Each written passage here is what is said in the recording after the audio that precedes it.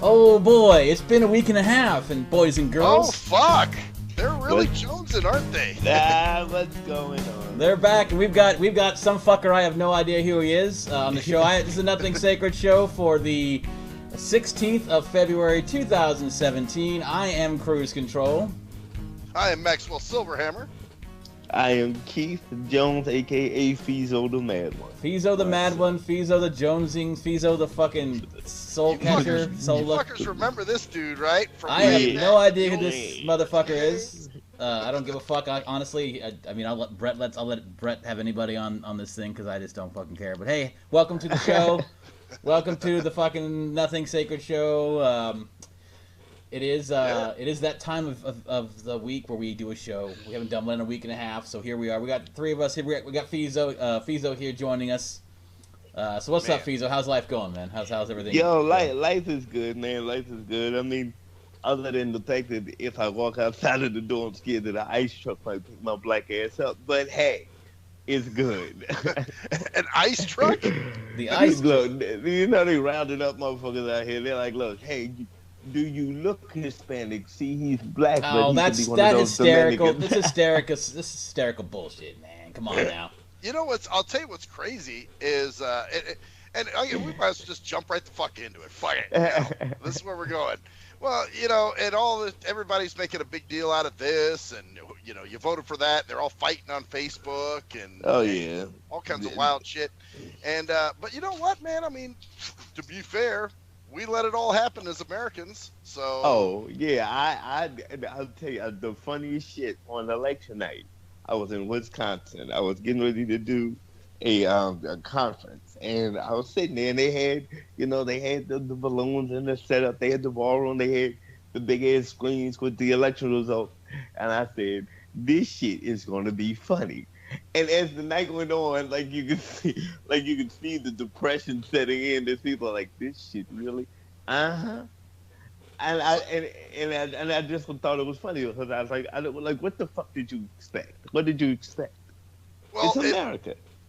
Well, and here's the thing too. I mean, like when Obama was president, I mean, nobody flipped out like that. You know what I'm saying? Yeah, see, here's the thing. Obama, whether you hate him or love him, right? Whether you hate him or love him, at least you knew he had some, I'm trying not to laugh about it, some level of competency. Like, he wasn't a complete fucking moron. Well, but okay. He's a clown, and but he won, and he also. Hey. But also it's the media, man. The media will play him as stupid as they want you to play him. They'll call him a homophobe. He's never said anything homophobic. He never said anything very. The only thing, quote unquote, racist he said was about immigration, but that can be defined as racism. It's not a Muslim fucking ban. It's a ban on nations, not Muslims, because 85% of Muslims can still get in the fucking country. So if it was a Muslim ban, then 85% wouldn't be able to. So watch, just he's not the most brilliant person in terms of speaking. No, no. But he's not stupid because someone. Okay. Well, listen. Yeah. In order to be stupid, you can't be that stupid and pull off what he pulled off. Now, personally, I watched this shit from afar and up close. I could give a fuck. I understand how America works. You can't be in America and be anybody and not know how fucking America works, particularly when it comes to political ideology, because nobody is ever fucking rational about the public policy. It's fucking batshit. So, it's batshit both ways. Believe me, I am not a Trump supporter, but I am not. It's just constant fucking negative, constant fucking propaganda against him that I don't trust it because to me, he's an idiot, dude. Dude. Okay, let's be completely fair. If we're gonna be completely fair, he won a major party nomination because in the democracy, anybody has the opportunity to be president. Yes. He happened to come out on top of the heap, right? That is the lifeblood of a democracy. Ironically, we won't talk about how it's imposed upon other people. So he won. Nobody's complaining. I laughed. I said, hey, he got it. He pulled it off. That's what it is.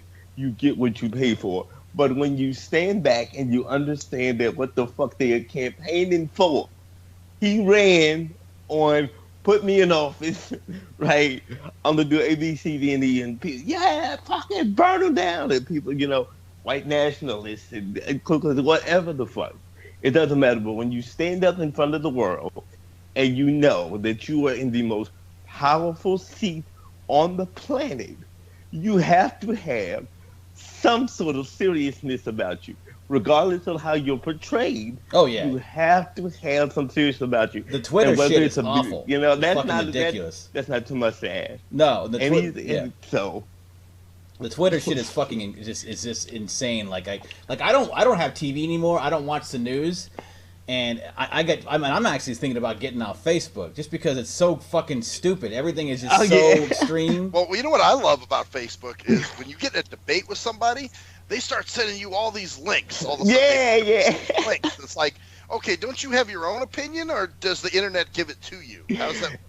I'm gonna go with number B, because nobody thinks critically anymore. Like I said, I do this shit for a living. This is what I do. I'm in the streets because I know if you put Tom Price in charge of HHS, you change the way the federal funding goes to states. States then get to decide who the fuck gets money. There are literal people at the end of that Medicaid pipeline that will have to determine whether or not they're going to have somebody get them out of bed and into their wheelchair, or they're going to lay in the bed for the next 4 days and hope their family can fill into that gap. That's what I'm looking at. I can give a fuck about your ideology. What is your policy? If you pull your mic out there, man, you getting too excited? My mic just went out. Hold on one second. No, I got it. We can still hear you, so it must have pulled out of something like. I just heard a thump, and then I heard him. Yeah. There you go. Well, there you go. Yeah. Oh no, I'm back. No, the plug came out of the jack. Oh shit, getting wild over there, man. No, it's just crazy, man, because on some real shit. Like when I was talking about Wisconsin, I was at a conference of 600 people, with varying disabilities, and half of the room voted for Trump, which is fine. That's your fucking choice. That's what I fight for. But understand, when your representative is Paul Ryan and he says, hey, I got this brilliant idea. Since your ass needs, since you need diapers, a personal care attendant, somebody to wipe your ass, and your grandma needs medicine, I'm going to give the money to these people. And they're going to decide exactly how much you get in order for you to have it. So you can either pick Tuesday, Wednesday, and Thursday to get your ass out of bed, or you can have somebody come in all day on Friday. That's what the fuck is going on. And everybody's getting caught up in, Trump is an asshole. No, he has a Republican Congress that for 30 years has planned to shred Medicaid, Medicare, Social Security. So it's not about, whether you're a libertarian or Republican. These motherfuckers are crazy, and they don't care, because they just killed the EPA. They don't care. The largest water table in the country is now going to have the Dakota pipeline go underneath it if it spills, which it did. They don't care. You don't have the Superfund anymore. So if you live in fucking Oklahoma and those fracking earthquakes fuck up your house, they don't care. So no, I don't care. So fuck them. You know what? And I'll tell you, but it's not really a. See, I don't even. People are still fighting Republican, Republican, or Democrat. No. And really, it's not about that, man. It's the government. It's how they are, man. Regardless of who you vote for, they're all fucking clowns. They all suck. They all do. It is. You know what? The greatest job to have is a politician. What do you do? What the fuck do you do? Nothing. You get like seriously. You get universal health care for you and your family. You get a lifelong pension, and you make $175,000 a year. And you know what you get to do? Nothing. Well, you do have to campaign 6 months every 4 years. So come on now. Come on now. Yeah. And you get to eat it. You see, that's the thing. You have to eat at different 5-star restaurants in different cities every week instead of just the same ones in Washington. So I know that's rough. When you don't have your usual 5-star restaurants, you got to go to Bong Dong, Kentucky for their 5-star chicken dinner. God, that's rough on you, man. It's rough. That's why they deserve to get that raise and get themselves raised. I know they work hard, dude, for the money. You know. Oh yeah, oh my God, yeah. So I'd say we're pretty much all in agreement here. Yeah, that yeah. these- I actually want to bring something up that has nothing to do with politics. I got a bone to pick with Maxwell here. I got a bone to pick with Maxwell. What happened? He pissed me off with one of his fucking contradictory bullshit relationship things. I got to talk about this. This got me the other day. Right. I flagged this, man. All right, so the other day, Maxwell, if you listen to our show, Keith, I'm not sure you do, but Maxwell has this long-standing saga with eHarmony, right? Where he got eHarmony because he's a fucking moron. He got eHarmony, and he's talking about how these women send me smiley faces. What the fuck's their problem, you stupid women? You sound like Chandelier. I know where you're going. You know exactly where I'm going with this because she's fucking right. What you did the other night, this is what see, you wanted the perfect, you're talking about everyone else being like the perfect romance person. But you were bitching all this time about the smiley faces and how they just sent me smiley faces. I want something more. So what happens is, some woman sends him his phone number. And it's like, hey, you want to talk to me? I found you interesting. I'm going to give you my phone number so we can actually have let's wait for it, a conversation. And you diss the fuck out of her. No, you did. Text is what you wanted to fucking do. Okay, well, how do you know that? Okay, wait. What's the difference between a text and an instant message on a fucking computer? Nothing. You were mad because she didn't text you through the service. But she went right beyond that and said, fuck that, I'm getting away from this eHarmony shit. Let's talk. Right. And you were like, no, you're a whore. How dare you give me your number? I want you to give me a smiley face, then a text, then a smiley face. Wait, I don't like the smiley faces. So what the fuck do you want, dude? No, you know what? Here's the thing. Because obviously, if the first thing you're doing is giving me your phone number, you look way the fuck desperate. Okay, well, maybe if the first thing, what if the first thing that people see is you're trying to get a text and not a smiley face, and you look desperate? So what do you want? What's the ideal way where she doesn't look like a whore, but she also doesn't look like an idiot? Like, smiley face, idiot, phone number whore, middle of the ground. So give me a fucking break, dude. You're like judging these people even without knowing them, and you're getting mad because they're sending you smileys. Then you get mad because they're more direct and say, hey, here's a phone number. Let's text and talk. Because maybe she's like, fuck this eHarmony shit. I don't want a smiley from his ass. I want to talk to him. I'm going to be direct. And he's like, I wish I could find one woman who wouldn't give me a smiley and would be more direct. Fuck this bitch. She gave me her number. There you go. You got a fucking number from eHarmony. Nobody gets numbers from eHarmony. You get a phone fucking number and you call her a whore. Did you write her back and criticize her? Yeah, I did. Actually, I said you look my. So now you double fucked yourself because a woman is aggressive and actually says, "Hey, this guy's actually might find me. I might find this guy attractive. I'm gonna be aggressive at least somewhat open and outward as a woman." And you fucking dash in her face and criticize her for being too desperate. So now she's never gonna go to do it again, and she's gonna perpetrate the same shit that we've been talking about all this time. But what do I always tell you, man? What have I said in the past? I like women that that I kind of have to. Then fucking smiley back to him, dumbass, because that's what they're doing. That's what happened at first. I sent her a thing, and then she.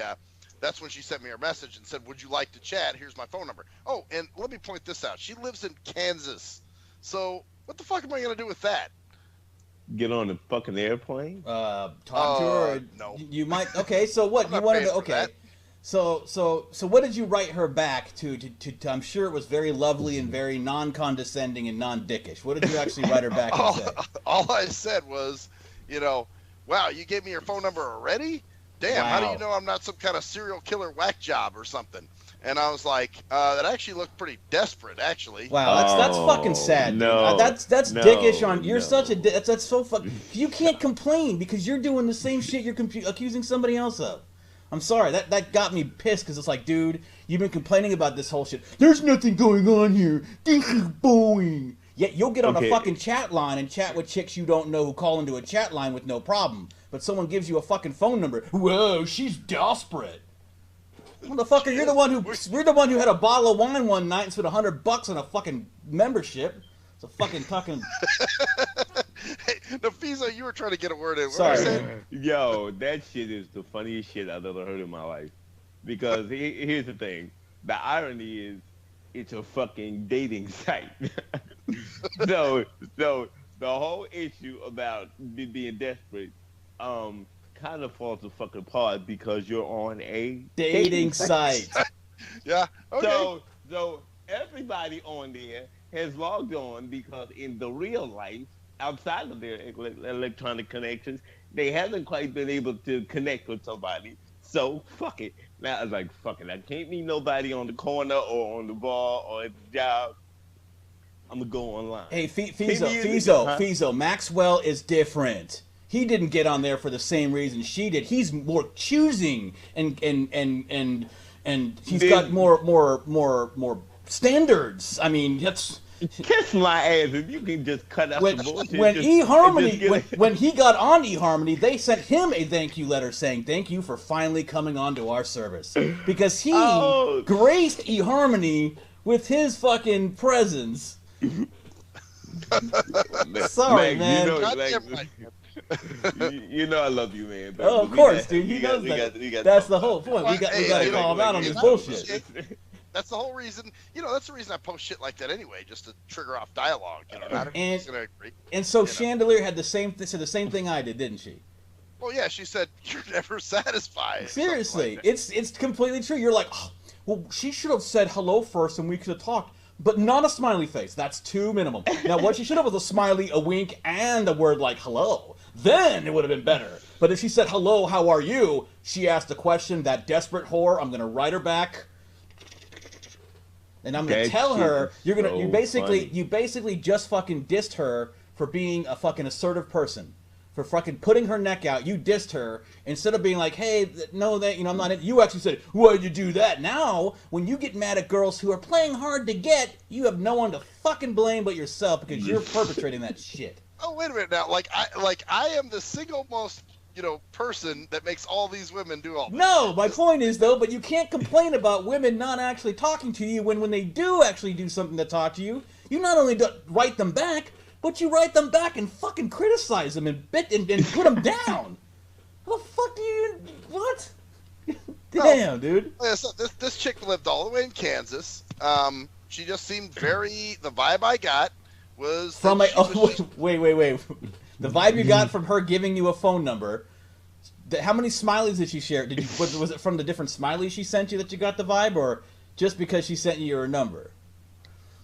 No, it was just strange that all of a sudden, here she sends me a number, and I'm like, right. Okay, after. Can I ask you something? Yes, sir. You may. I'm a little curious. This is a fucking dating site, right? It is a dating site. Like you are supposed to connect with individuals that find you interesting, because I'm just trying to walk through the rationale. Because if a woman, because I don't know if you're saying she was a little too aggressive, but you told her she was thinking desperate.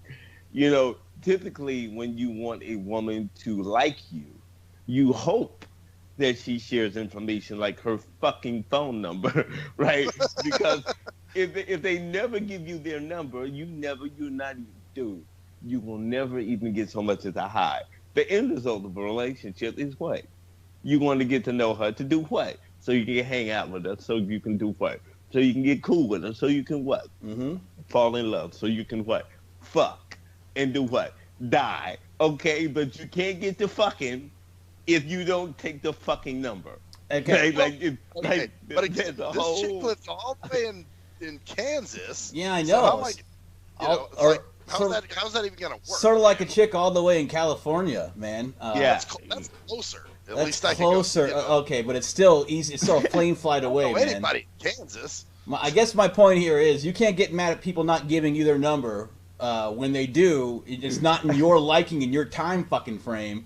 So don't get mad at chicks not giving you their number when you ask for it from them. I asked her we couldn't talk. She ran away. Well. It's just funny to me. You got the one chick, on Experience Project that I gave her my number. I told her she could block her number to call me if she wants, if she was apprehensive. And, I pretty much made a safe zone for her. She fucking freaks out, never, and won't talk to me. Maybe she thought you were too desperate or something. I don't know. Yeah. You just fucked me up. So, wait a minute. Let me get this right. I'm still trying to hold on. So, a chick sends you a number. You say, bitch, you desperate. You said the chick number and you creating the safe zone.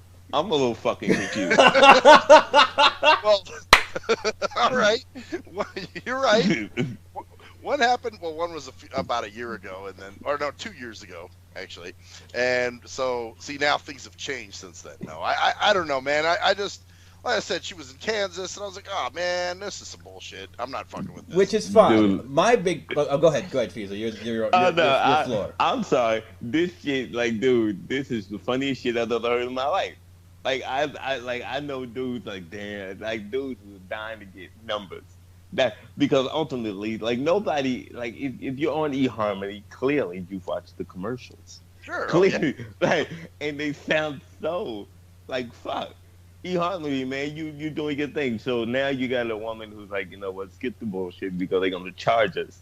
You like no, but I'm fucked up. You got me all fucked up and behind this one. I don't like, all right, so here's let me reiterate what I'm saying here. See, I don't. Okay. It's not about. You didn't need to call her, Max. You didn't need to call her and talk to her. You could have been like, you know what? I do feel a little bit weird. I got a strange vibe about her. She's in Kansas. I'm not into that right now. Wow, but hey, somebody fucking actually went around and circumvented the bullshit smiley fucking 12 contact rule, and instead of you going, wow, that's all right, cool. That's a hope for eHarmony. Maybe there'll be. You're like, ow. So it doesn't matter whether you talk to her or not. So the fact that I wrote her back is what yes. What would you do? Why would you fucking run her back and tell her that when she's? I mean, there's no reason to do that. First of all, it's just dickish. Second of all, I mean, if you did, you could have even been like, you don't. It's not like you don't even. You're like taking it for granted. Like, well, of course she sent me your number. This is what, you know, or like this happens all the time. Like if you had gotten 5 people's numbers this way and talked to 3 of them, and you know, maybe you have an issue with Kansas, you know, I don't know, whatever. But my point is, I guess, is that somebody finally does something different on this service, and not only do you criticize it on Facebook and in your mind put her down, you fucking write her. And not just say, oh, I'm not interested. You say, oh, that's just sounds just a little advice, honey. Might not want to give your number out to anybody online who is on a dating service. Hey, well, you know, there you go. I didn't bother her. I didn't harass her. What if I did the other way around, where I start stalking her and calling her all the time and being a pain in the ass? What kind of reasoning is that? Well, what if I did go out there and fucked her with a knife? Ooh, hey, I could have done that too. You know, hey. What you could have done is just said, hey, no thanks, but or just let it sit there. But no, you had to be. I've got to tell her how to. She needs to learn maybe a lesson here, a life lesson on what to do with relationships. So I'm going to tell you, honey. Here's some piece of advice, you little hoary bitch, desperate whore.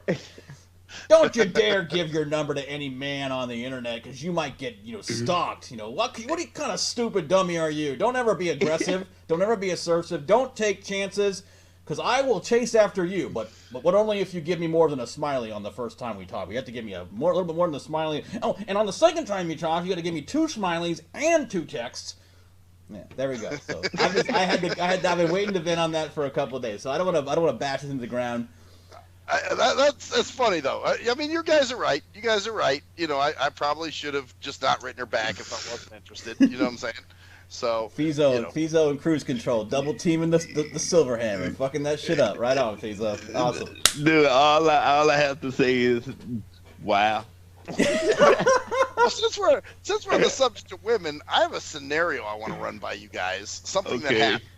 And I just want to hear your what you think was going on here, because you guys are both men, obviously, and you know what's the deal. So there was this chick that I know through. Well, she doesn't work directly with me, but she's like an acquaintance. I know her from another organization, and she I see her at a lot of excuse me, Jesus, a lot of networking events, and so she sends out this thing and says, please vote for me for top 100 women in Las Vegas and all this other stuff. So I'm like, okay, she's cool. I know who she is. I'll vote for her. So I go to the link, but it's not the page. It says the page can't be displayed. So I write her back. I said, hey, I said that it says the page can't be displayed. And so she sends me a message back and says, oh, well, just go to this site and then click Reader's Choice or whatever it is, and you should be able to vote for there. And I was like, oh, okay, cool, thanks. So I did, and I just had to jump through a fuckload of hoops. I mean, these fuckers, just to cast a vote, they wanted my email, they wanted her email, they wanted her phone number, they wanted my phone number. At one point, they wanted me to upload a picture of her, which I didn't have, and I'm like, okay, that was optional, thank God. Anyway, so I did all the shit, and I cast my vote. So she wrote back, and she goes, here's the correct link, actually. And she's like, now I got it. So then I wrote her back, and I said, hey, I actually did vote for you already, but I got to tell you, it was a lot of hoop jumping just to cast a vote. So then she writes me back and goes, wow, you must really like me. And she said, you know, my husband had some of the same complaints too, but thanks. So wait, what do you think? Wait, what? Wait. What? Husband had some. You must really like me. What? Yeah. Wait, first of all, to set a vote, why did you have to give her email and her all that shit to vote for her for this? I don't know. It was stupid. It was like it asked for her email, her phone number, my email, my phone number, just all kinds of shit. And I'm like, why the fuck they want all this information? You know, it's one of these. I think it's called VegasMag.com or something like that. I think is the magazine. And you know, so then I just wrote her back and I said, well, I said, yeah. I said, you've been a big advocate for our program. And I said, you know, you really have helped me out, you know, getting some speaking events and stuff. So, you know, that's my way of showing appreciation. So, I mean, what do you think? Well, I mean, the fact she even said, well, you must really like me to jump through all those hoops for me. And, you know, my husband had some of the same complaints. Like, is she trying to insinuate that I'm into her or something? I don't know, but I don't understand why her husband would have the same so he had the same complaints voting as well because it was a pain in the ass to vote. Okay. Right. He had to vote. I don't know. I think you're reading into that, but it might be because that's a female. Females do that all the time. You know, they'll mention your husband even if they'll mention they have someone, even if it has nothing to do with it. You know, like, oh, hey Sally, it's a beautiful day outside. Yes, my husband and I might go on a picnic later. Oh, okay, all right. Sally. Yeah, all right. It's almost like a guarding thing, you know, or something, just in case. Like, you know, like, you know. So. That technically we call it a stiff arm. It's just in case, you know, just in case I said something that you misinterpret. Here's a reminder. Didn't know, brother. Back the fuck up. I just hope she wasn't thinking like, oh, you know, he's into me. I better cut him off. Maybe she thought you were desperate, dude. You know, just something. It just went through my mind. That's why I want to run it through you guys because I'm like, man, fuck. I think it was just it was either the reflex action or maybe she did because maybe no one else has done it. Maybe it was just you and her husband that have done all that. Maybe so. She got 2 votes for the Vegas 100 women in Vegas, whatever game. And thank you, Max, for going through all the fucking hoops to give me that second vote. You rock. Yeah, pretty much. So, but well, shit. I don't want to hog the whole thing. You guys got any other shit? Any other? Oh well, I have to laugh. I have to laugh because I'm sitting here listening to you, and you know the eHarmony and all that stuff. And it was funny because a friend of mine was talking about this Uber thing. So I use Uber.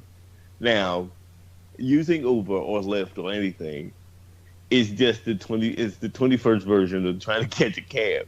So trying to catch a cab with a wheelchair and being black and using Uber. let's just say it comes with some challenges and some scenarios. Now I don't use it as much as often, but I'm a lot of my people are like, yo, we can't never use Uber. Like people show up with their cane and their guide dog and the fucking ride pulls off. Or really? the dude shows up with a wheelchair and says you can put it in the trunk. They're all, dude, it's the craziest shit. Now, I don't mind getting rejected from rides, but I'm trying to understand what the fuck are you driving a car for and taking rides if you don't want to pick the people up? Well, that's strange too. Yeah, well, you know, my friend Chandelier uses, she's blind, and she uses Uber all the time, and she's actually, from what I've seen, you know, the drivers have been really good. So I don't know, maybe if it's just a city thing, you know, where you're at or something? It could be. I mean, you know, because again, the running joke about trying to be black and catching a cab is actually true. I told you about the time I caught a cab from South Station in Boston, and then now I got cerebral palsy. I use my feet. I don't use my hands. But the dude said, "I'm gonna take you to the police because you're trying to rob me." I said, "How the fuck am I gonna rob you from the back?" Yeah, I didn't know. I never heard that story. Okay, so I take a bus to Boston, coming from wherever, get to South Station. Now, in front of South Station, like every major train station or airport, is a line of cabs. So at this particular point, I don't have my wheelchair. I'm walking. I walk up to the first cab. Hey, can you take me to the address? Oh no. I'm busy. This motherfucker. So I go to the next cab. Hey, do you think you can take? Oh no. I'm like, look, it's late. I'm tired. I want to go home. I want to smoke a blunt. You was fucking with my emotions. So I'm like, you know what? Fuck it. Let me just go get the security guy. Well, he's the MBTA police officer. I'm like, look, officer, trying to show respect, right? I have a disability. I'm having difficulty getting into a cab because they think that I'm under the influence of some sort of narcotic. I have cerebral palsy. I just need some help. Dude, what the fuck, man? You shouldn't have been drinking. Wait, what? So he didn't even listen to what you said. No, I'm like, dude, I just want a fucking cab. That's all I want. I just a cab. Look, if I had a car, I wouldn't be having this fucking discussion. I just want a cab. Which is kind of funny. It's like, when else are you supposed to get a cab? Yeah, what if you should have said, yeah, I've been drinking. I'm trying to be responsible by not driving, so I'm trying to get a cab. Right. Yeah, actually, you're right, because if they really thought you were doped up, do they want you behind the wheel? Now, see, y'all can't see. I'm gonna tell you, y'all can't use logic. Logic don't apply in this. Like you can't use rationale, because that's what I thought. I said, well, okay. So I finally get in the cab, and then I tell the guy where I'm going. Now, where we go in Boston happens to be where the Boston Marathon got blown up. That's a really good part of the city. I grew up there at the South End. So it's a really nice neighborhood now because you can't get in unless you give up a kidney. And we pull up to the house, and I say, well, here, how much do I owe you? Can you give me a hand with the door? Because I got cerebral palsy. He said, I don't believe you. You're trying to rob me, and starts driving off. With you in the car? With me in the car, and says, I'm taking you to the police because you're trying to rob me. Oh, because he's an Indian or some ethnic cab driver. Somebody. And I'm trying to, and I said, okay, let's just play this out. When the fuck has a criminal asked you to open the fucking door so they can rob you? Open the door so I can get out of here and pay you. Yeah, I want to get out of here and rob you, because if I can't actually rob you from the car, so let me out of the car so I can beat you down on the sidewalk, please. And take your money. Yes, just take this. Can you help me punch you in your fucking face? Hold my fist, right? Yeah. I'm trying to understand, how do you, like, what kind of rationale is there to think, if I'm telling you I need help, right? Obviously, I'm not making this shit up. And dude, no bullshit, I ended up like throwing the money at the back of the back of the plexiglass and like kicking the door open and getting out the fucking car. It was crazy. He's like, I'm calling the police. So even after, so you you still paid after all this shit. Oh yeah. Well, see, there's a technicality about being black in Boston in the South End at night, and a cab driver says you robbed them. They shoot first, then they go, oh yeah, that's right. We should ask them what happened. So no, I don't take no, because the data says the people who get shot by the police typically are people of color who have some sort of disability. My luck was already fucked up, so I wasn't trying to push it. So I'm trying to understand, why do you have those kind of jobs? And this is for any customer service, because you said you do customer service. If you hate people, and you don't want to be fucking bothered, don't take the job. Well, don't take the job. People need to. Well, some people just need to work, and so they have to find something to do. And they get the job, and then they're doing it, and they can't stand it because they have to pay their bills. At that point, why would you take a job that you either A, hate, or B, because are not you got to pay your bills? Because sometimes you have to take whatever's given because you don't have any other options. So you got to pay your bills somehow. I mean, yeah. I mean, I guess, but if you're yeah. Well, how else are you supposed to pay your bills if you don't have a job? But there's got to be something. How about delivering fucking pizzas? What if you hate delivering pizzas? To a point. Are they too good to deliver pizzas? No, delivering pizzas pays just as much as most customer service or more. My point is, My point is that if sometimes you just have to take what you can so you can live, so you can actually pay your rent, and because that's what most jobs are. I mean, most people don't like their jobs because they're doing them so they can live, so they can pay their bills and take care of shit. I mean, like, you can't just go, well, I don't like this job, I'm gonna find fucking a $10, $20 job that doesn't but different. If you're not good at that, that'd be like me applying for a job as a airplane pilot or something. Something that I'd be inept at. You know what I'm saying? Like, no good at it at all. Well, there are some airplane pilots that probably suck balls at it. Probably so. They don't. I mean, there are any kind of, because that's the scary part about any job. And I'm just going to little aside here. Think about this, though, guys. And this has been said before, but just because someone is a doctor or a pilot doesn't mean they didn't get a C- and a 2.0 and barely squeaked by their fucking tests. Squeak by, kind of like thing. Like, just they got their, they are a doctor, but they're the doctor who gave the fucking teacher a hand job to get a grade up on their job on their paper to get through their So keep that in mind. Like, you might be like, well, just an aside, yeah, they might be a pilot, but they might be shitty at it, or maybe they went through the schooling and had no idea. Oh yeah. Like, that's why there's doctors that hate me. Like, why did I fucking want to be a doctor? God damn it! But I spent 70 grand on my learning, so now I have to be a fucking doctor. So now I'm a fucking doctor. God, I'm a dumbass. I hate it. Yeah. All right, I'm gonna stitch up your arm here. I'm gonna fucking make it look like a goddamn Raggedy Ann doll. Or That's it, though. In this case, that's an investment. Like, dude, you actually invested in some shit you didn't even want to do, or that you weren't good at.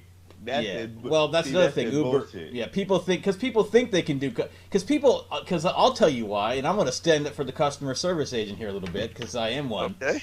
Because people think that being a customer service agent is easy. Easy. And it's not. So like, I can do Uber. I deal with people all the time. Oh, you do your job. Oh, yeah, I see. I could do that easily. Oh, yeah, you can deal with 20 different customers every day with 20 different attitudes and 20 different problems, and you can do it all by following the script and doing all that. Yeah, that's not that simple. Because it's people take it for granted, because people think, oh, well, I can be an Uber driver. I drive all the time. I drive every day. Well, then when you deal with people and drive, it's a little different. And when you're liable for them and they're in your fucking car, and they're drunk and they have cerebral palsy and they're drinking, Well, that's what I always say about paratransit drivers. Drunken CP people, man. Fucking Jesus. CP with the DTs. Jesus. Well, I think, it's people that take, like I said, there's paratransit drivers that have no fucking experience with disabilities, have no idea what the fuck they're doing, and are just clueless. And you're going, God damn, why would you take a job that you aren't going to do very well? And I understand you got to pay your bills, deliver pizzas, flip burgers, do some shit like that. See, hey, the funny part. Now, I had a job. Now, the last time I worked for an organization. I had to decide whether or not I was gonna it came to a point where the job was not worth having. You know what I mean? Like, I was like, fuck, if I'm homeless and behind this motherfucker, I don't care. Because I'm going to walk up here and do some postal shit. These motherfuckers is crazy up in here. But at a certain point, you have to decide, is your sanity worth the paycheck? Because if I'm working at fucking Hardee's and I'm making $6 an hour, and they getting on my motherfucking nerves because the French fries ain't cooked all the way. Oh, your name. Yeah, your name tag is upside down. Well, it says kiss my ass. So no, like this job is not really worth it. But on the other hand, like, there are some jobs, so when I'm speaking to crowds and I'm speaking to educators and speaking to these people, particularly politicians, right? We testify. I say, well, what the fuck did you get the job for? Why you ran for office specifically to get rid of government? So let me get this right. So you're running for a position in the government so you can get rid of the government. I'm a little fucked up here. Help me out. I'm just a little bit. Just want to know. Sounds like that. What's that scene in Don't Be a Menace while drinking your juice in the hood? Yeah. I'm gonna get a job and I'm gonna rob that motherfucker blind. So it's the same. I don't know, but you're right. In that case, man, that's an investment. That goes back to the doctor thing again. It's Well, if you hate what you do, why did you put so much money into it and decide this is what you want to be? You know, Because it's the greatest hustle in America is not being a drug dealer. It's being a politician. oh It's fuck the it. it's the most gangster motherfucking thing on the planet in this country. Because if you do it right, you got everybody eating out of your hand. You got all your shit taken care of. And even when you get caught, even when you get caught with a corn cob up your ass and a bit in your mouth, it doesn't fucking matter. Somebody's gonna ask to write you. You're gonna write you a book. You're gonna make millions of dollars about how you had a corn cob up in your ass and got caught in a scandal. It's the greatest job in the country, and I want one.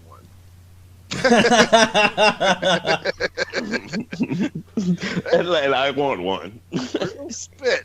Hey, why not, man? I'd like, that's where I'm talking about with my job. See, most people, okay, Max, I'm gonna take you out of your bubble again here, man. Most people do not have jobs that they like. Okay, like you happen to have a job, whatever you do that you love. You love your job. You're great, sir. Why can't everybody have a job? No, that's not the way shit works. So the trick is, and this is where I'm at, and if I just worked some more hours, right now my hours are shit. But if I had more hours, I'd be fucking set because I don't give a fuck. My job is so stress free at the moment that's the whole point. See, so what you do is if you can't get a job you love, you get a job that you don't have to worry about when you clock out. So like you clock out, you're fucking done. You go, you smoke your blunt, you hang out, do your thing, like then the next day you do your 8 hours or whatever, how many hours you have. You're done. At the end of the day, you're done. You don't go, oh God, I'm so worried and nervous about my job, or I hate my job. I don't want to go back there tomorrow. See, I'm in that place where I go back there. Cruise Control. A year or so ago, remember you had a job that you fucking hated. I know. Remember? And you left it. I did. I did. But the point is, I don't love my job now. I tolerate it, and I can deal with it without. It doesn't cause me any stress. So that's like this. That's like the next best place to be after you hate your job. Well, that's it. Some people have. I mean, at least you can have a good attitude at a job you don't like. And whereas a lot of people. Shit, they can't even play it off. They just like, I hate this fucking job, and I'm gonna make it known. Yeah, to the customer. That happens. Yeah, happens a lot. Yep. And it's, I don't know. I think, like you said, find something you can at least tolerate. And if you don't have the temperament, I'll tell you, paratransit's just the wrong kind of job for shit like that, though, man. Oh, dude. I mean, my mother, I love her. She's always like, when I go home, she's like, how come you don't take the paratransit? No, nah. I'm good. If I want to run myself over in traffic, I can do that shit all by myself. I don't need anybody who doesn't know what the fuck is going on. And typically, I actually took paratransit one time, and the dude had no idea how to work the wheelchair lift.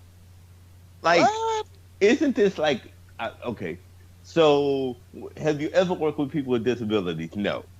Are you okay with working with, because I don't think people really understand it. Once you walk inside the world of disability, it ain't like the rest of the world. Like it's a whole, because everybody has this notion of, like, if you blind, they have to speak extra loud to you because since you can't see shit, you can't hear shit either. All the preconceived notions. Okay. So if you're in the wheelchair, particularly if you're a person of color in the wheelchair, oh, Keith, I'm so sorry. That gang violence must have been really horrible growing up. No, motherfucker, it's cerebral palsy. So now violence. You got, Come on, don't lie. You were just drunk, dude. It's all good. Dude, drunken gangbanging is what you were doing, man. See, y'all fucking up my cover. I'm supposed to be running for president. Y'all can't be telling my secrets. Oh shit! You don't have to have. It doesn't matter at this point, man. You can grab a girl by the pussy and still get elected. So it's all good. You know what? I am so talk good. About it. Okay, I'll be like, look. Okay, I'm like, just ladies and gentlemen, I've been working on it, so I'm working on my announcement. So when I announce I'm running for president, everybody come back, this motherfucker is not running. Fuck you, I am. Yes, I am. You won't win. Now, because when I tried to run for the United States Senate, that's the same shit they were saying. Oh, Keith, it's so nice that you want to be a participant in your democracy. Why don't you on the head? Wait, let me get this right. So I can't run for office. No, you can't. You just shouldn't. So, and just so you know, yeah, Fezo was the last time I think that you came on the show. You were running for a Senate position, weren't you? Yeah. We was in the early stages and got kneecapped by like it was like a surgical strike. I knew my campaign was doomed when my campaign chairperson called me from an Obama Kerry rally and said, "What do I do?" I said, "Well, first, you don't go to the opposition. That's number one. Like, you don't show, like, like, if you a Crip in the blood and we gangbanging and you in blue, you don't go to the blood house. You don't got a blood hood, no. Right, like, you don't do that." And so it was crazy because the Democratic Party, like, legitimately was like, it's too many black people running. You can't, like, we love your policy, we love your platform, we love your position, but look, you got Deval Patrick. This kid Barack is probably going to be our new president. We can't have a president, a governor, and a United States senator all be black men, all running and winning in the state. Like, that's just too much black. Which is funny because, supposedly the Democrats are the ones who are all about what's that, tolerance and diversity and all this other hypocritical bullshit. Bullshit. I call bullshit. I seen it up close and personal. Like, I don't, party affiliation is whatever. I just think if you choose to be in public policy, right? Like, paratransit exists because people had to get policy in place that said if you have public transportation, you need to have comparable, accessible transportation. That's policy, right? Right. So these motherfuckers, I don't care what party you are. If you're doing good policy, it shouldn't matter. These motherfuckers was like, well, it's not about policy. It's not about policy. It's about politics. See, yeah. see. It's not about whether or not Betsy DeVos is dumb enough to do the stupid shit she's going to do, but it's about politics. If you can spend $20 billion on keeping some supposed Mexicans out of the country, can you find $20 billion to rehab all the public school systems across the country? I'm just saying, if you can bomb Syria under Obama for 4 consecutive years at $1.7 billion per month per bombing, right? Then you can't find no pipes to, like, not poison the kids in Flint.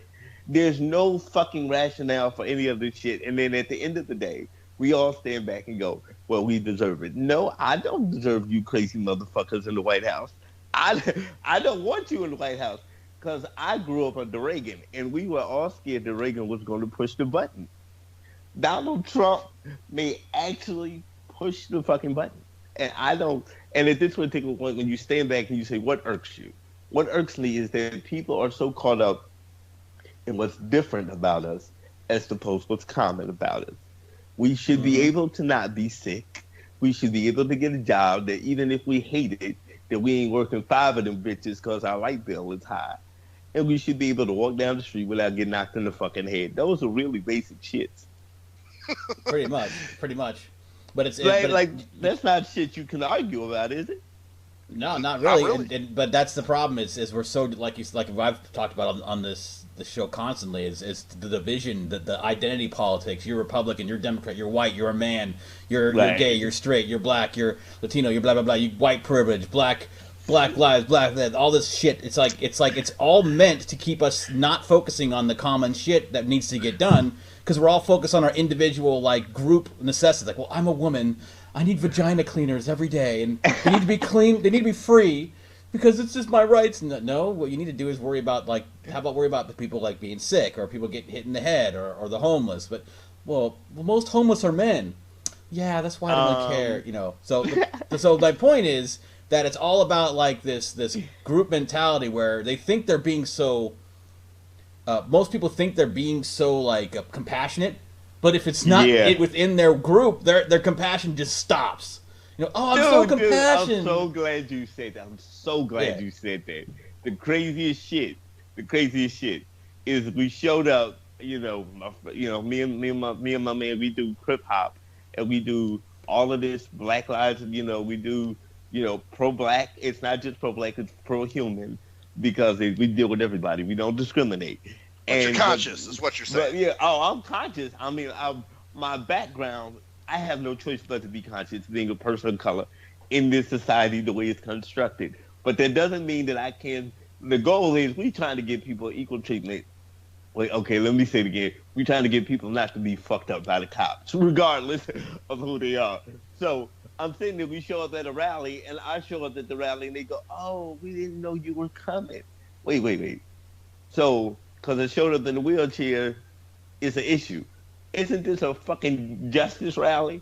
So now, it's negated the fact that you're black now. Right. Never mind you're a black man standing up for black issues. Hey, you're in a wheelchair. You're not good enough. Dude, it's the crazy shit. If you stand back and look at all these issues, right? You watch all the last protest, like the headlines coming out of the protest after Trump was like the largest gathering of people with disabilities. You know what? Fuck you, dog. Every time you have a fucking march, how many people in wheelchairs are going to be able to get to the fucking rally? Just curious. How many motherfuckers is going to have a sighted guide so they can walk the fucking route? Don't talk to me about inclusion and identity politics when as soon as I say I'm a Latino, I'm a woman, I'm gay, and I have a disability, there's not a group I belong to. Nobody. So at that point, it's all negated. Yeah, well, that's good. Fuck that. Fuck group mentality. Fuck all that shit, man. Disability is a mindset, man. Exactly. Well, there it is. See that whole thing. Oh, I have a disability. So what is your disability? I'm blind. Well, I'm in a wheelchair. We have nothing fucking in common. Matter of fact, you're blind and I'm blind. We still don't have anything in common. Fuck you. Right. Seriously, I'm sorry that shit about that. Oh well, there's no group to fit in. Good, because that's called being an individual. Because the problem is we're always trying to put find groups to fit in. Well, so, and that's my problem. That's my problem with it. I mean, obviously we all have our own differences, but man, I can't fucking stand that whole thing. Like, well, why don't you support more blind issues? Because I don't deal with those issues. They don't affect me because I don't sit in the fucking blind center all day worrying about funding for the blind center while I have to weave a fucking basket. All right, yeah, I got a job. And to be honest with you, Fezo, that's kind of why I didn't really. The krip-hop thing is great. Okay, I love Leroy. He's got great intentions and everything. But the problem is krip-hop pigeonholes you into, you're a disabled musician. You need to stay with your kind. You know what I'm saying? As opposed to, in their mind, it's like, well, you ain't never going to be doing no songs with Paris or Chuck D or anybody like that. You're disabled. You're going to stay with your group. So that's the thing, man. That was kind of the little point of contention I kind of had with that. Let me clear it up for you. The essence of the irony of your statement is that's exactly why krip-hop started, was because me going to Sony Polygram after smashing in the late 80s, early 90s, like we killing them in the tri-state area when hip-hop was hip-hop. We get all the way to Sony Polygram. They done heard all the tracks. They done saw us on Video Jukebox.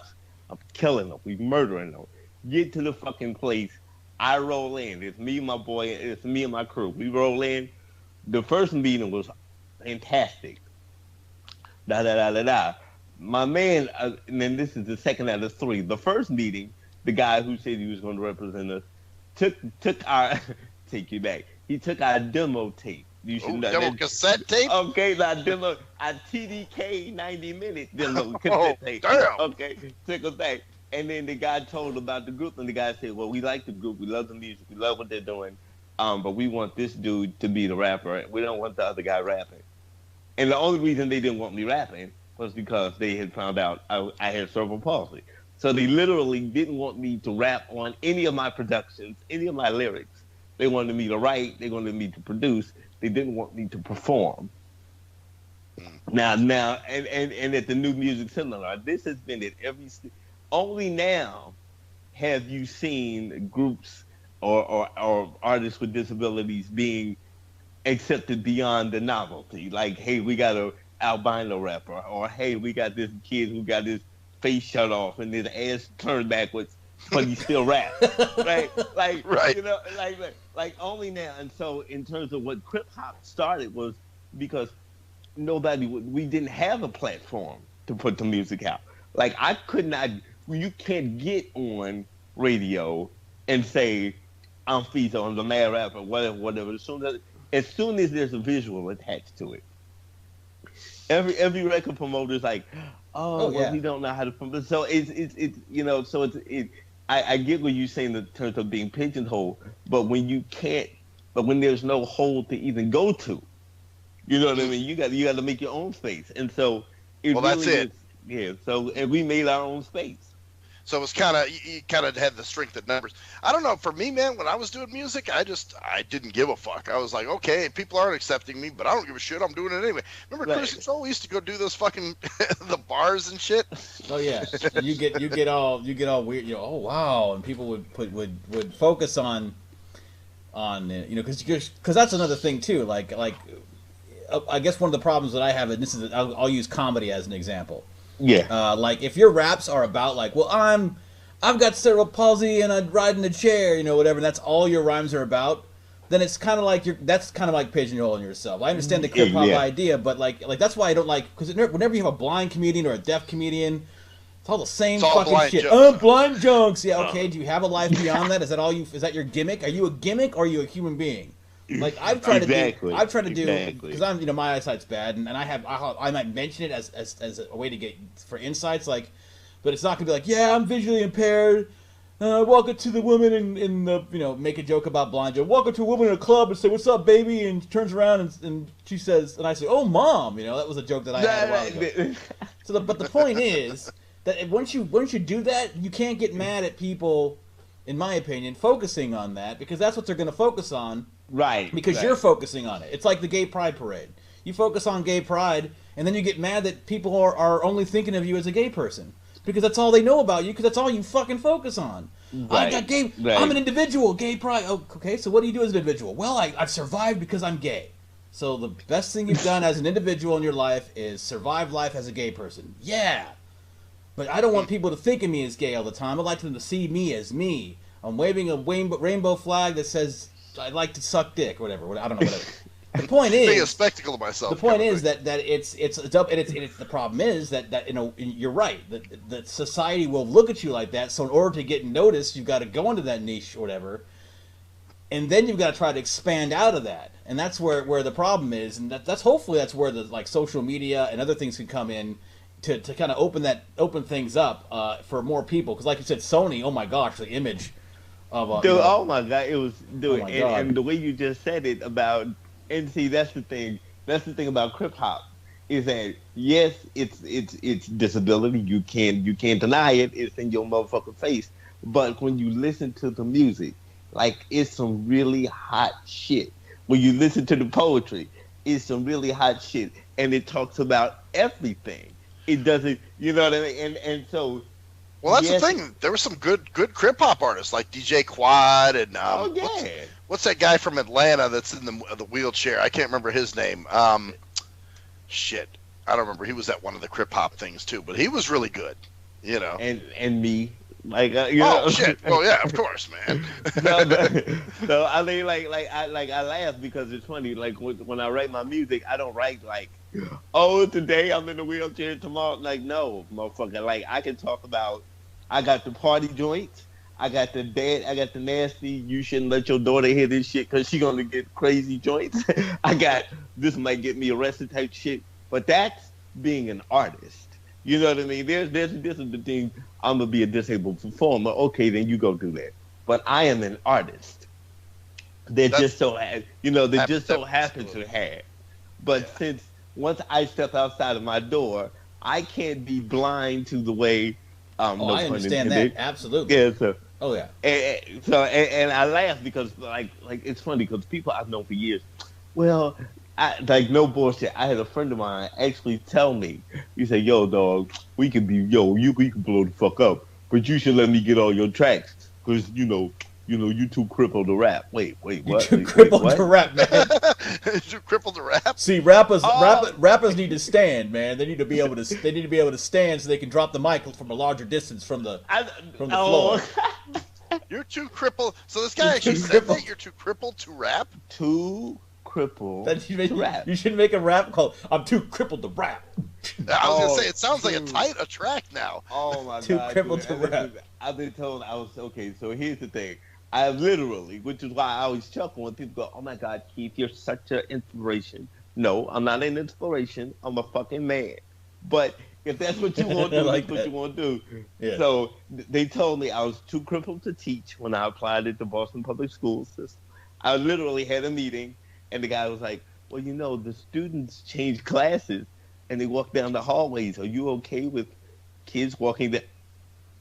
What the? Isn't that what kids do? Like, isn't that what a fucking school does? Like, when the bell rings, like, I did graduate. I know how a fucking school works. Well, we're just concerned that people will assume you're just stairs and walk up you. And, cause, wow. Like a really big staircase, like, oh, well, I'm just going to step on your knee there and step on your head. And, oh, I'm falling. Oh, so wow. They're going to trample you? Is that what it was? Dude, listen. Who knows? I kid you not. Okay, here's a funny story. So, yeah, I'm gonna tell the story. I'm gonna clean it up for the listeners. But not really. So it's our listeners. I know, right? So my ex and I had was in the process of trying to conceive, and she was like, "You smoking a lot of weed. You need to go see if you can still have a baby, aka go get your sperm count." I'm sitting there, and now, I have a real sick sense of humor, as if you didn't notice. I'm sitting there going, I can't hold a tube of toothpaste. How the fuck am I supposed to jerk off in a cup at the clinic? So okay, I love you, sweetie. I know you want to have a baby. All right, back to the romantic shit. This way you're getting involved. So I go doing this thing for the one that I love. Go to the doctor, and the doctor says, "What are you here for?" Well, now, it's not something that you broadcast. I'm here to see if my swimmers are still swimming. And now, mind you, as I roll into the thing, I hit the automatic door opener, and you hear the wheelchair go, and the lady hears me say, "I'm here for a sperm count test," and her face drops.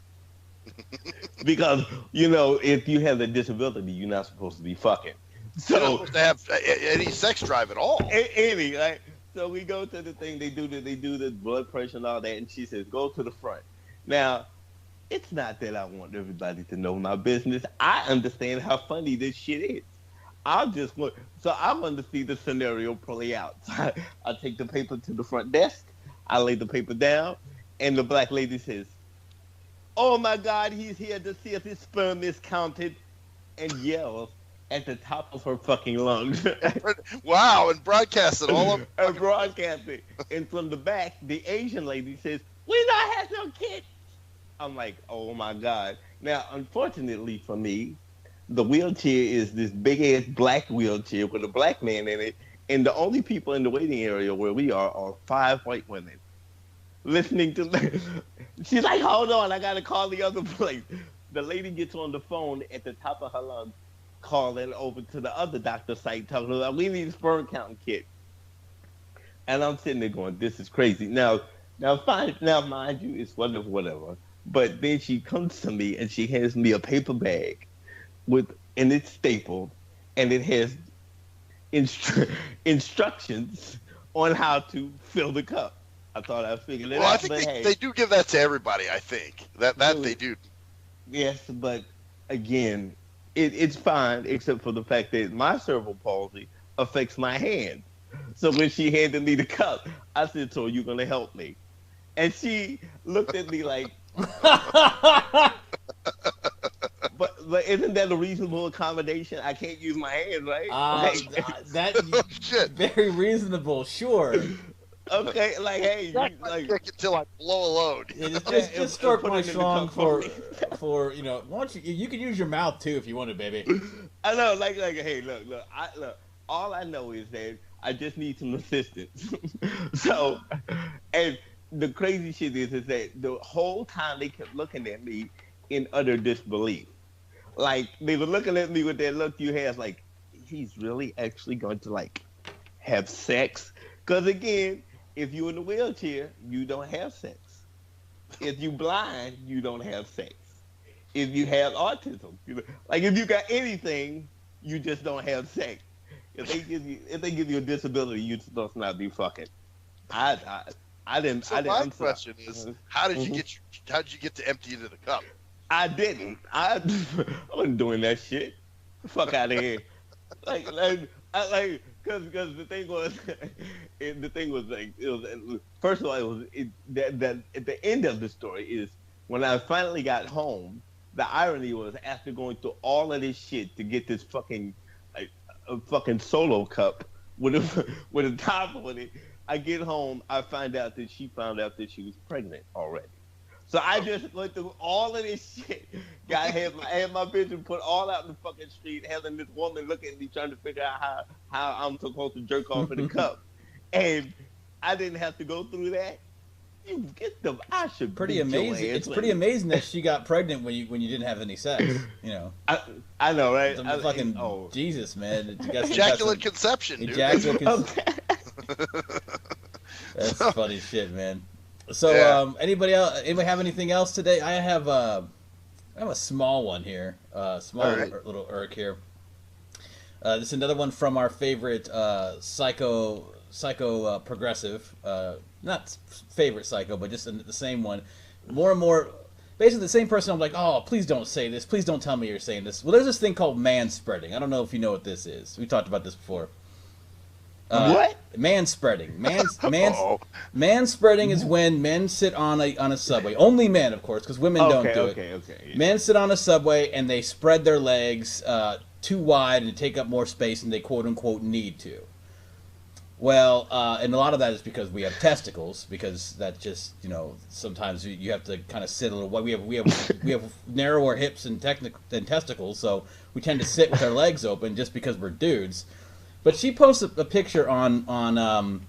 This is the friend that we know, right? Yeah, the friend that we know who has just been basically saying crazy stuff like, if you did this, I might not be your friend anymore. Like this kind of, and it's, like all this really, really progressive, like feminist type shit, that I just can't stand. So, well, this is like, she posts a picture and she goes, "That's not my right leg. Manspreading. I'm so angry right now and I should have said something." And I wanted to write manspreading. Wow. I'm like, well, maybe you shouldn't act like so much like a woman, and you should be more aggressive and tell him that you wanted him to move his leg, because it's okay for him, because basically she's angry at him, but not because he's spreading, because he's a man who had taken up too much space. So it doesn't matter whether he was if it was a woman sitting next to her that was spreading, she probably would have done one. Could you please move your leg over? First of all. Second of all, she wouldn't have been like, well, she's woman spreading. It was only because he was a man doing it, and it meant he was taking up space like that men do. They just take up too much space, and they're always trying to invade other people's spaces and take up space, and it's just like, are you fucking stupid? Because here's the thing. She gets mad about people saying, well, you hit like a girl. Like, okay, well, if you're mad by people saying you hit like a girl, then why the hell are you? Why are you using the term manspreading to make someone taking up more space something worse than it really is? We'll see if it was, like I said, because if it was a woman or someone else taking up space, it wouldn't be as bad as if a man was doing it. Women could put their bags on 3 different fucking seats. But that's okay, because they're not women. And if you call it women-splaining, you're a sexist. But I can call it mansplaining or manspreading. It's another thing, mansplaining. That's when men try to explain things using logic and disagree with women. They're mansplaining now. Oh, God forbid you use logic. Yeah. Or you disagree with women and all this shit. So it just bugs me. It's just because the whole part, that's the identity politics thing again. She judged him based upon him being a man and assumed his motive was to say, like, I'm a man. I just take my space up, and you're just sitting there next to me, and you don't say a word about it. You just get angry about society's treatment of women. But the chick across the way, has 3 bags on the seat next to her, but she's just taking the space because she needs the space. You're spread. You have those testicles that I don't give a fuck about because I don't have any empathy or sympathy for you having testicles. I have no idea what it's like to be a man. I have no idea why you spread. You don't spread because you have testicles, because you have 2 fucking balls between your legs and a dick. You spread your legs because of Patriarchy. I think it's dick envy. I think those lesbians have dick envy. Like they secretly want a cock and they just can't have one. Well, I know, but the thing is, they secretly, and here's another thing, that they think they know what it's like to be a dude. It doesn't make a difference. You have no idea what it's like to have a dick and balls between your legs. You don't know what it's fucking like. No, they don't know. You have no idea. But see, our society tells you that women know exactly how it is to be a man, but men don't know how it is to be a woman. That's the way our society tells.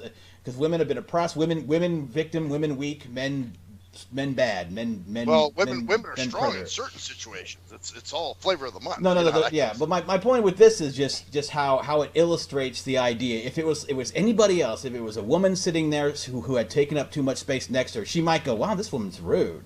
But it wouldn't be some declaration of society's, persecution of women. The only reason that people even have that fucking man spread thing is, like, I don't even. Okay, if you're riding any kind of public transportation, anybody sitting in any kind of way other than with their knees fucking together and their hands on their lap, it's annoying because it's public fucking transportation. Yeah. And it's crowded, and if you don't want to look at nobody's balls spread open in their jeans, buy a car, take a bus, fly a kite. Walk your ass, ride a bike, okay? But if you're going to be offended, now there are some things you can be offended about that men have done to women, i.e., when I was in Wisconsin, the guy said, the only reason I voted this way is because I had to vote, because I'm for abortion.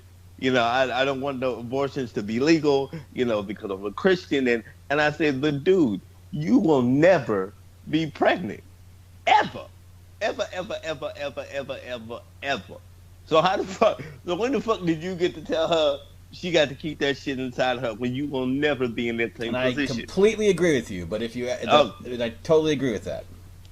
But at the same time, they should be telling us as men, like, we can do this, or we should, like, hey, we got balls, man. Exactly, and that's the point. Like, she's sitting there, she didn't, whatever her issue is about him sitting with his legs open, that has nothing to do with him hating women. He's probably over there thinking, damn, at least my balls ain't sweaty right now. Exactly. She has no idea. Or maybe he's like, that testicular cancer that I have is really hurting me today. I just need to spread out. And if she would just say, and she didn't say anything to the guy, but if she would just say, could you move over, please? Give me a little bit more space. But she didn't, because she woman internalized. See, I did it too. See, I can do it too. See, that's the thing. I'm saying that not because I believe that, but because I'm making the point that I don't believe that. I believe that, you just say something and you don't go, oh well, it's just and they're trying to make it illegal. Actually, they're trying to make it illegal for man spreading, not woman. Just literally calling it man spreading. Yeah, focusing on men doing it, not other, which is batshit crazy. So just her saying that. Yeah, her even saying that. It just shows how sexist she is, because because I don't understand. I mean, I guess the last thing I'm gonna say on that is when you stand back, right? When you stand back, you say, okay, what the fuck really is the problem here? Are you mad because his legs is open? Are you mad at the all that shit that happened before you set your ass on the bus? Because he don't know who the fuck you are. Mm-hmm. And he doesn't know you, and he doesn't even know, if you want to really get technical about it, whether or not you're an actual woman or you converted into one. So all of that bullshit you going through, like really, don't put your shit. It's real simple. Don't put your shit on other people. That's not complicated. Just don't put your shit on other people. I rolled down the street in my wheelchair. Somebody goes, "Oh, God bless you. You're so strong." What the fuck? I'm going to get coffee. That doesn't take strength. That takes me not being a fucking asshole and being lazy. But because you see me in my physical form, you got this narrative that I must have been so strong to overcome. You overcame. Yes. No, yeah. I was like, that's, and like, so yes, this dude has to be a misogynist, and he's probably a man beater, and he probably like kicks his little daughter down the steps because he's spreading his legs on the bus. Okay. Oh, okay. No. Yeah, but that's he's kind a of white male conservative capitalist patriarchal regime. And I guess Right. that's kind of like where I'm at right now in terms of Facebook and other social media. Is that it's kind of I don't go on it as much. Like I don't go there because it just makes me annoyed, and it's showing me sides of people. This made me think, how could you be so fucking stupid to even agree with this shit? Like how could you rail against people judging you because of your gender, and then you go and judge other people because of their gender? How do you fucking do that? Now, cruise control. Now, listen. What I tell you, you can't use fucking logic. You can't do it. I know. It's illegal. I know. It's Okay. illegal. Yeah. One day will arrest you. They'll make that illegal. They will. And And because I swear to you, that shit in Wisconsin has me bugging. I'm sitting in the room. I'm like, how do you like? We had a conversation at the bar. The dude literally told me that he hated everything. He hated everything about each one of them, but because he was a Christian and because he didn't believe in murder or abortion, he voted one way. Now, whatever his vote is, it's fine. But then you start to ask him, okay, do you understand the consequences of what happens when you take that? So the same thing with ladies. If you think men are so misogynistic, well, women raised those men. So where did they get that idea from? Very good point. Can't no that that's true. it can't blame. It's not going to be from the women, guaranteed. So, yeah, it's the patriarchy. They were just inherently evil. It's the patriarchy. You know, patriarchy, man. Oh yeah, I'm a black man. You know we ain't shit. And, yeah, like we come out the hospital, they got instead of wrapping us in blankets, they wrap us in toilet paper because we ain't shit. Here's your little Negro baby. He ain't shit. We'll see him in about 16 years. No, fuck it. We'll make him 14 because we're going to lock him up. We need slaves. So, yes, I get it. I get it. Wow. Wow. Well, on that lovely note, fuckers. I think that was a great show. Stick on. Obviously, we're gonna end this. Fuck it, we're gonna end this now. I guess about 8:15 or For a something. while. That's about an hour. That was a good show. Good. Thank you for coming on, Fezo. Keep it real. Keep on going. We're doing whatever the fuck you do, because you're not an inspiration. You're just a human fucking being who needs to probably needs to take a shit sometime soon, and just like the rest of us. Anyway, I'll lower this a little bit here, but we're gonna end this here. So anyway, this is the Nothing Sacred show for the 16th of February 2017. I am Cruise Control. I am Maxwell Silverhammer. Fezo the Mad One. And That's the story there, bitches. Peace out. Yeah, peace Thanks out, for coming through, motherfucker. Fezo, man. All right, good looking.